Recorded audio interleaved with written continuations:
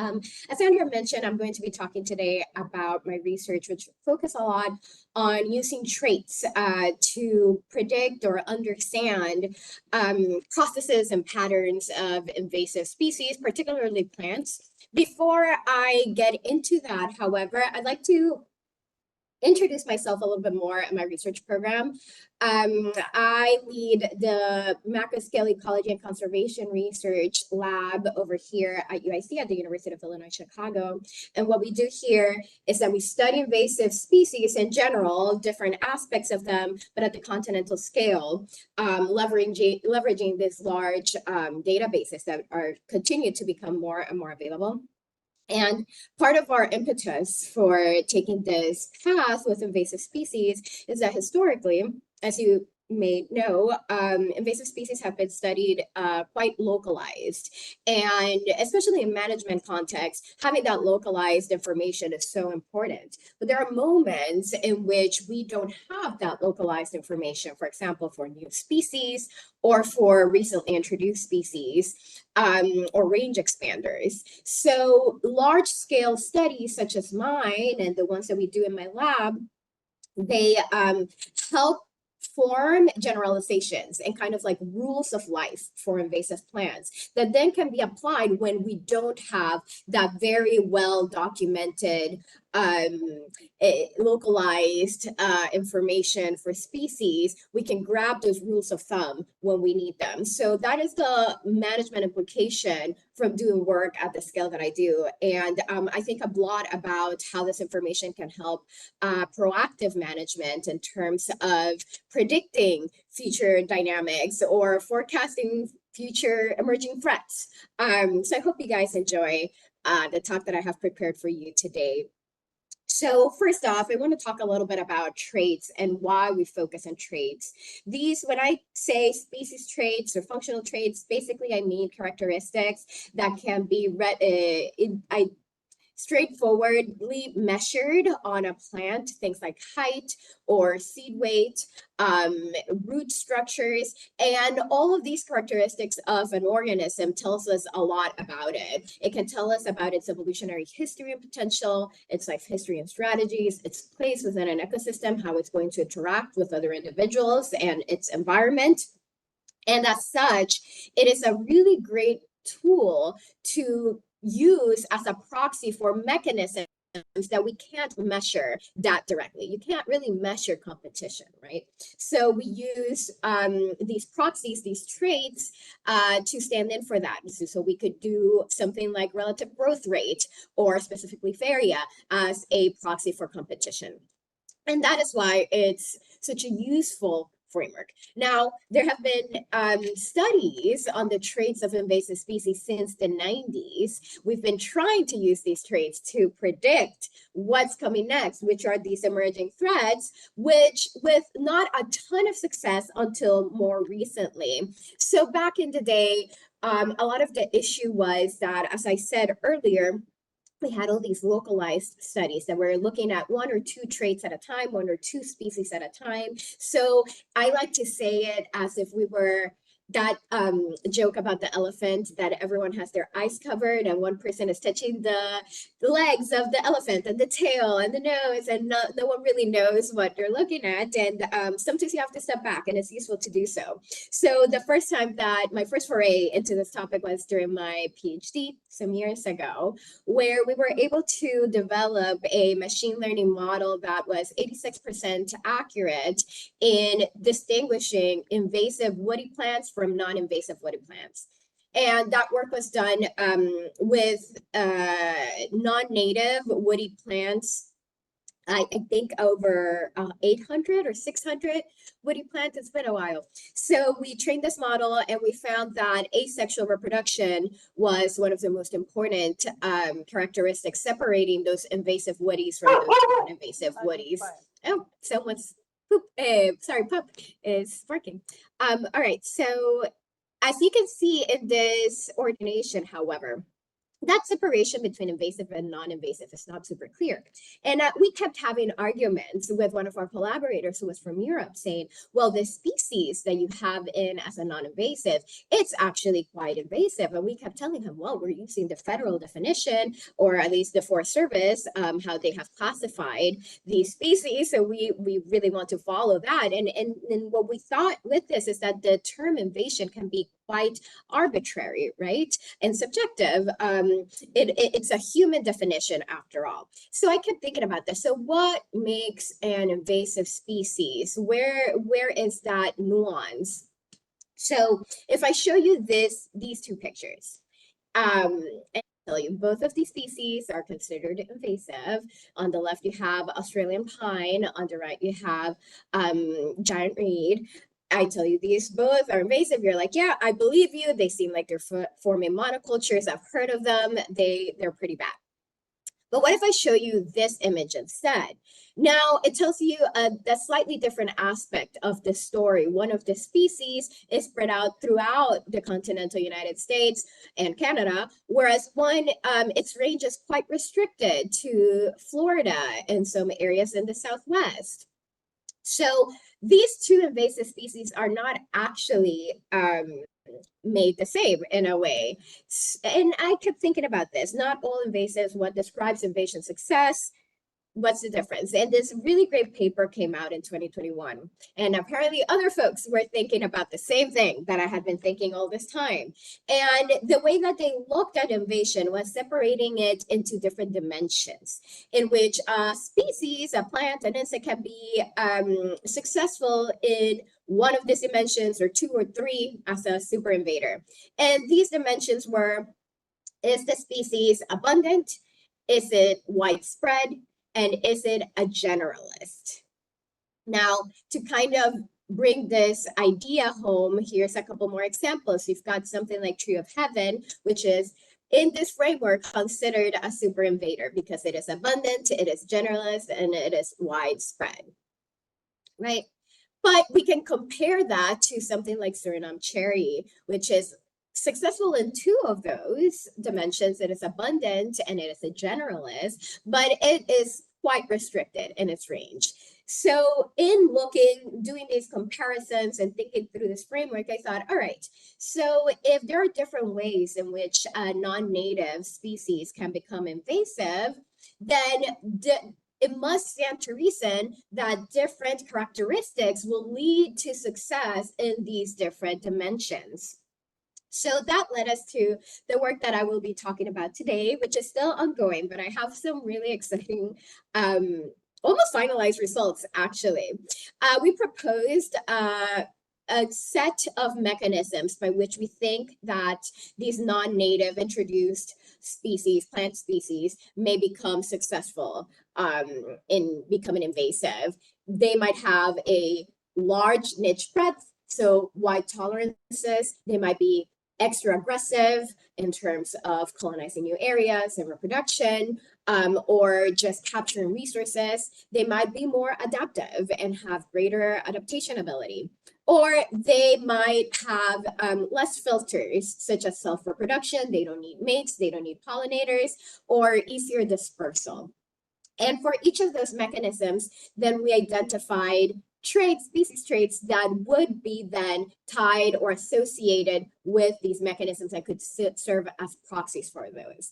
And this work was awarded a Biota Award, which is a grant program here in Illinois for biodiversity research, and we were very fortunate to do so. So to carry out this work, we first needed that trait data. What are the characteristics of all these plants? And myself, together with a wonderful group of undergraduate students, have been working on putting this database together since 2021, when I came here to UIC, so for many years. And I can very proudly say that this database is under review with ecology right now. It will be out as a data paper, so it will be open access for anyone who wants to get a hold on this data. And basically what we did was that we combed the internet for all those wonderful fact sheets that are out there, from CAVI Compendium, from NC State Extension Toolbox. You have Michigan Climbers. There's so many great databases of fact sheets out there, but because that data is in narrative form for you to read, it's not readily usable for analysis. So my students and myself, we have been going out there for years, reading and putting things, doing data entry on a spreadsheet. We were able to collect data across 28 traits for, I think now it's over 962 species, non-native, potentially invasive plant species. These species were identified from EdMaps, from state lists. They might be considered invasive in some places and not others. That's why I said potentially invasive, but they're all non-native. Now, for the data on the dimensions of success, that was the traits. Now, whether these species are successful or not across these 3 dimensions, our collaborator, Dr. Bethany Bradley over at UMass Amherst, had also been thinking about this topic. And her colleagues put out a really fantastic paper recently where they classify a pretty decent number, around 1,000 plant species, I believe, along these 3 dimensions. So are they successfully abundant? Are they widespread? Are they a generalist? Now I added here this square talking about super invaders in blue, because I'm more of a spatial person. So when I hear, oh, it's abundant, in my head, I think, well, it's successful at the neighborhood scale. If I hear widespread, I think it's successful at the macro scale, continental scale. When I hear it's a generalist, I think it's successful at the landscape scale. So if anyone is also spatially minded like me, I like thinking in those terms. But yeah, they were very kind to share their data with us. So we, through a series of statistical methods, we're able to test which of these traits are associated with success in each of those 3 distinct dimensions. And we ran these models separately for woody plants and for herbaceous invasive plants. So here's the fun part. These are our results so far. So we find that for habitat breadth and invasive range size, the traits, the characteristics that lead to success in these 2 are quite similar. And that is not super surprising, since you need broad habitat breadth to be able to reach a broad invasive range size, right? Or a large invasive range size in the US. So we find that native range size, for example, so how big their ranges are in their native regions, had a positive effect on how widespread they are here in the United States. Similarly, and that's only for herbaceous and all species, that's black and green. In brown, we have the woody species, and we see that tropical affinity so has a negative effect. So species that are more cold adapted tend to have wider habitat breadths in the US. It is a temperate country after all, so that makes sense. Similarly, the soil moisture / pH niche, which is kind of, it's an indicator of salt tolerance, shows that those species who are actually more adapted to alkaline, dry areas tend to have broader habitat breadths and are more widespread in the United States. And this is particularly true for woody plants. Montane affinity, if they could go up in a mountain and do well, that also means that they will be more widespread. And then the one all the way at the bottom is residence time. So we always have to account for the fact that if a species has been here for longer, it will have more of a chance to become successful. So we have to take into account how long they have been here in North America. Finally, local abundance display completely different characteristics, which explains why since the 90s we've been seeing so many inconsistent results. Some studies say one thing, other studies say another, and then that this is part of that, of why the nuance that was missing before. So we find that a very interesting result that we have is that woody plants, trees, invasive trees that have small native ranges actually tended to be more locally abundant in the United States. And from some colleagues, I hear that this is common with more tropical species or species that are coming from more tropical areas. The opposite is true for herbaceous and species overall. We see here now that regenerative capacity, or the capacity to reproduce asexually, that could be through clonal propagation, suckering, or resprouting, that had also a positive effect on being able to reach high local abundance in an area. Having a tropical affinity, again, that story with the woody plants, that led to high local abundance. Being able to be self-tolerant, or alkaline, dry environments, that also led to higher local abundance. And finally, here the pioneer competitor gradient, which separates herbaceous plants, because you see it's the green and the black over here. Let me see if I can use a pointer. Over here, the green and the black in the pioneer competitor gradient, this is separating those plants that are really good at reproducing on the left side, so put out lots of seeds but tend to be smaller, from plants that invest in competition at later stages. So they grow faster but perhaps don't reproduce, are not as fecund. It seems that those who are competitors at later stages are actually the ones who reach higher abundance. So for these models, they actually explain a modest amount of variation in the three responses. So they have some predictive power, with habitat breadth being explained the most overall. Now that makes the most sense, because habitat breadth, whether you can reach that wide tolerance, is less dependent on other contextual variables like interactions with other species or dispersal or propagular pressure. Whereas invasive range size and local abundance might have more of that playing a role. Now, another insight from this work is that separating woody plants from herbaceous plants actually improved the model fit for woody species. We were able to explain quite a bit of variation for woody plants, which tells us that the characteristics that determine success are different for woody invaders and herbaceous invaders. And that is important to know, so that we are not constantly lumping them together and see them, that their strategies differ and they should be approached in that way. Ultimately, this work is still ongoing. I'm still refining models. Honestly, some of these results I put in yesterday because it's ongoing work. We hope that we can produce a watch list or inform proactive management in terms of emerging threats, emerging non-native species. Generally, I will bring like a species that fits our framework as a future successful invader. But today, I will leave you with the stay tuned, because we're almost there. Now, that's just one thing that we can do with traits, right? What we can forecast what is going to become invasive in the future. But I kept thinking, now I have this great database, right? Once you have a hammer, every problem is a nail. But no, not really. So we were thinking, what else can we do with invasive traits? And in conversations with a colleague, we thought about, well, how about we focus on how traits affect the impacts of invasive plants? And particularly, we decided to look below ground. And part of that is because we don't know very well the impacts of invasive plants on soil microbial communities.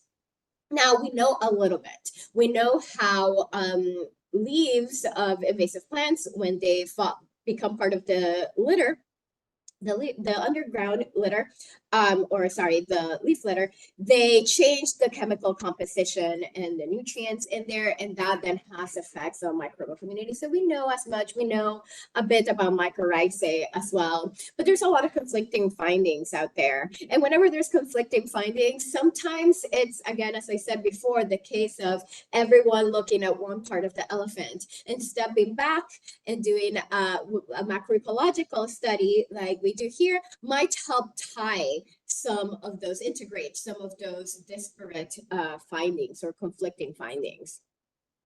So another part of the story is that below ground traits have been relatively underexplored. So as I said, we know quite a bit about what the leaves that fall into the litter are doing. We know about mycorrhizae, but in reality, roots have their own characteristics as well. This image here was created on BioRender, but you can imagine if you use an active imagination that the roots of plants can look quite differently, right? However, the problem is that below ground traits are really hard to obtain. As you can imagine, you have to pull the entire root structure out and measure it from there. So it's very resource consuming. So this work doesn't get done often, unfortunately. And the thing is that invasive roots may change soils in many ways. They can change them through bioturbation, so physically moving around soil and aerating or creating other processes that might change these microbial communities or the soils in general. They also exude chemicals, so they have root exudates. They're just exuding, I don't have a better word for it, but they're releasing chemicals through the roots that work for different purposes, either to be able to recruit symbionts or to be able to move chemicals in the soil around. And finally, they recruit symbionts, and we know this from mycorrhizae, that a lot of these invasive plants create novel symbiotic relationships or different symbiotic relationships than native plants, and then that has cascading issues or differences, changes, alterations to the soil. So to study the effects of invasive roots and their traits on soil microbial communities, my colleague, Dr. Matt McCary over at Rice University, and I worked on compiling, once again, this data set. And this time we turned to NSF Neon for data on their plots. We collected data across 377 plots in neons, and we collected microbial composition, plant species and their cover, and whether they were invasive or native across all these plots. Now, if you can see in the map, these plots were all over the United States. We have some in Hawaii, some in Alaska, Florida, all sorts of geographical regions, and all sorts of landscape or habitat types. So we had prairies, grasslands, and we had forested areas, and we had former agroecosystems. So we were really spread out, cast a wide net here. So we had a list of 1,865 native plants and 187 invasive plant species that were found throughout these plots. And for each of these plants, we collected data on 9 different root traits. So we had some physical traits such as root diameter, root tissue density, rooting depth. We had chemical traits such as root nitrogen concentration, carbon, their ratio. And we had biological ones such as root mycorrhizal colonization or ecological variables. So we collected data across these 9 traits from these wonderful databases, FRED, the Tri-Plant Trait Database, and Root. Now, if any of you have worked with traits data, you will know that it's just really hard to find, especially for roots. So we had a lot of missing values. So in order to deal with this and be able to take as much advantage from the data that we had as possible, we performed a process of data imputation. Now, these days, the methods for data imputation have advanced quite a bit. This method that we use with the package, our phylloparse, what it does is that it performs a phylogenetic imputation. It's taken into account those phylogenetic relationships across all of those species and also the relationships across the traits to be able to plug in those missing values, make predictions for what they would be. Now, after that process of imputation, our final data set contained complete data for 787 species. That's 693 native and 94 invasive. So we set out to answer 3 questions to be able to understand the impacts of these invasive roots on soil microbial communities. The first question was, are the roots of invasive and native plants different? Because let's start there. If the roots of the plants that have been there and of the newcomers are the same, then it wouldn't make sense to expect those roots to actually cause a change in soil microbial community. So that is where we start. Are these roots different? Now, our second question is, are the microbial communities of invaded and uninvaded plots different? Do we actually see different compositions of these communities where there are invasive plants and where there aren't. And 3, are root traits contributing to any observed differences on microbial communities? Because as I have said before earlier, we do know that the nitrogen contents or the chemical contents of leaves of invasive plants do have an effect by becoming part of the leaf litter and then seeping into the floor and affecting the composition and all of that processes. So we know that. So how much of any differences that we observe are actually attributed to the roots? So that was our third question.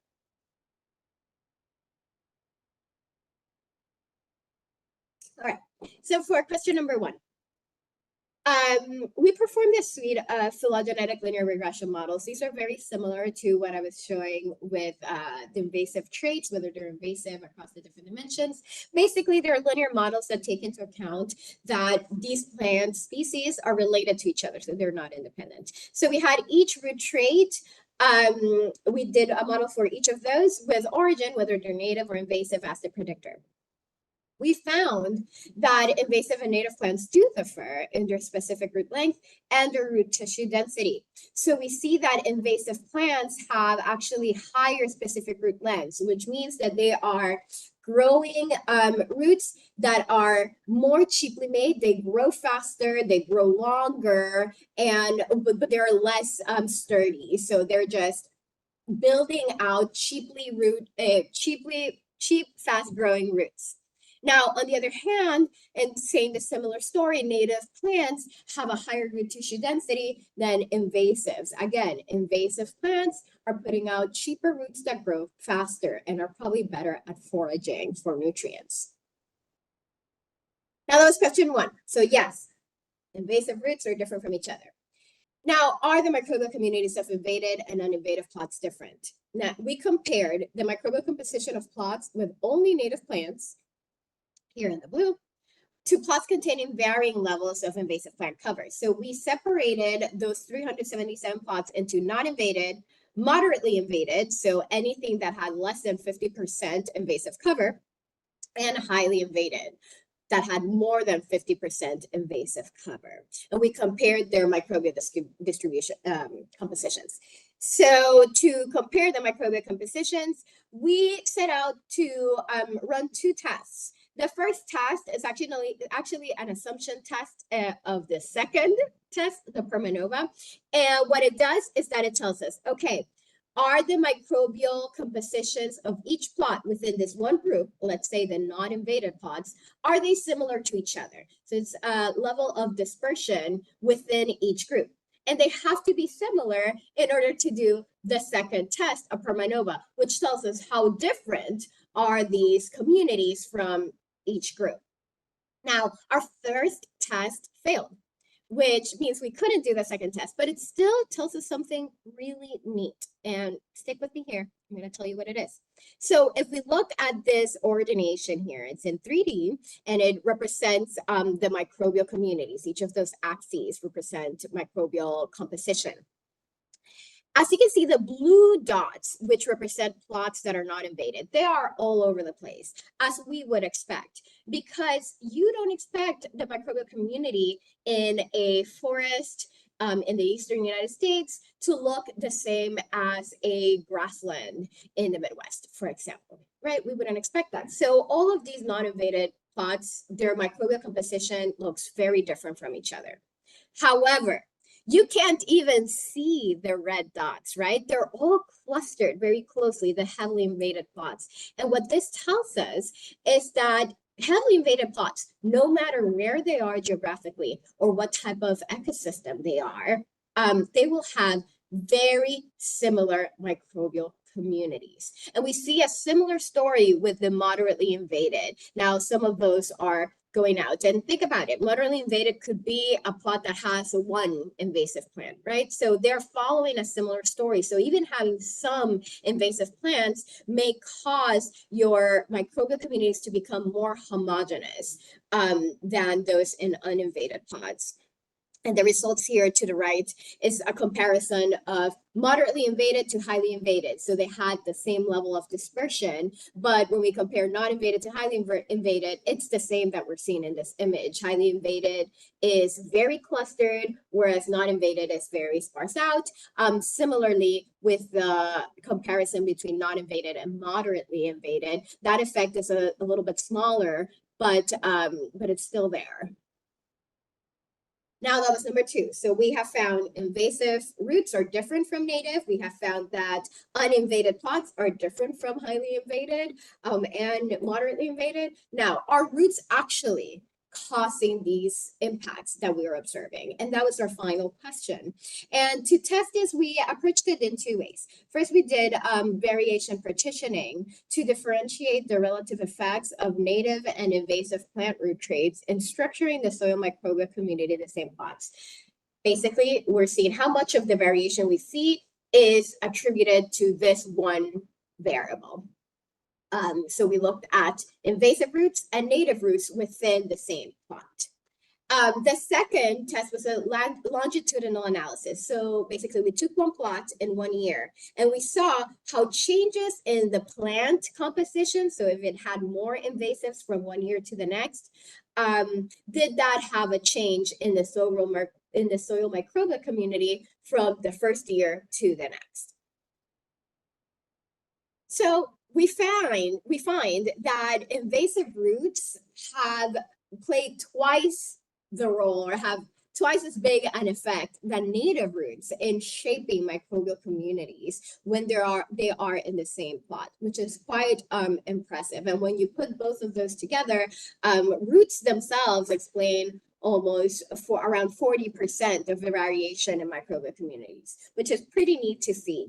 And in our longitudinal analysis, which are the results over here, I'm going to focus on this last column. We see that the carbon to nitrogen ratio of invasive roots can explain 20% of the variation from 1 year to the next in a plot in terms of their soil microbial communities, followed by specific root length, which we saw before that invasives have very different invasive root lengths.